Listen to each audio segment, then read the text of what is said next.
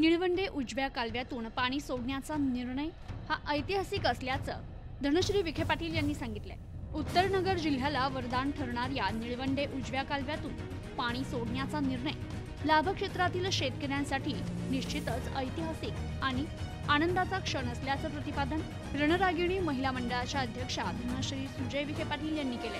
निळवंडे उजव्या कालव्यामुळे शेतकरी नक्कीच सुखावेल असा विश्वास व्यक्त करून राज्यातील महायुती सरकारमुळे धरणाच्या दोन्ही कालव्याच्या कामाला गती मिळून पाणी सोडण्याचा निर्णय शेतकऱ्यांच्या उज्ज्वल भवितव्यासाठी महत्त्वाचा ठरेल असं त्यांनी सांगितलं। उत्तर नगर जिल्ह्यासह राहुरी तालुक्यासाठी वरदान असणारे निळवंडे धरणाच्या उजव्या कालव्याचे तांबेरे, कानडगाव, निंभेरे, तुळापूर, तांदुळनेर, वडनेर, कणगर, चिंचविहिरे, गुहा येथे जलपूजन धनश्री विखे पाटील आणि जिल्हा सहकारी बँकेचे अध्यक्ष शिवाजीराव कर्डिले यांच्या हस्ते करण्यात आलं। यावेळी बोलताना धनश्री विखे यांनी सांगितलं की जिल्ह्याच्या विकासाकरिता महसूल मंत्री राधाकृष्ण विखे पाटील आणि खासदार डॉक्टर सुजय विखे पाटील हे सदैव प्रयत्नशील आहेत। त्यांनी केलेल्या विकास कामांमुळे अहमदनगर जिल्ह्याचा विकास होत आहे असं स्पष्ट करून निळवंडे कालवा व्हावा याकरिता विखे पाटील यांचा पाठपुरावा महत्त्वपूर्ण ठरल्याचं धनश्री विखे यांनी सांगितलं।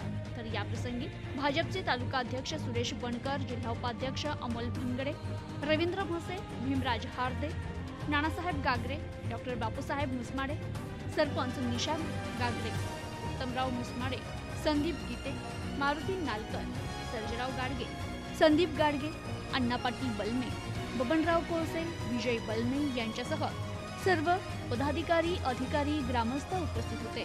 Bureau report, news today 24, Ahmednagar.